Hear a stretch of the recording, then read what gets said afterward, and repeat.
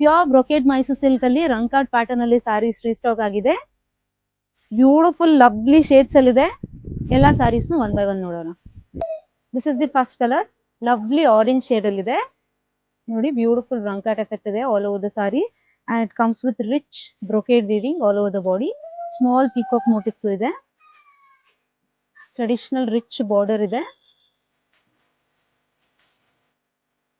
Comes with rich pallu. Blouse ಬಂದ್ಬಿಟ್ಟು ನಿಮಗೆ single tone ಅಲ್ಲಿ ಇರುತ್ತೆ ವಿತ್ ಬೋತ್ ಸೈಡ್ ಬಾರ್ಡರ್ಸ್.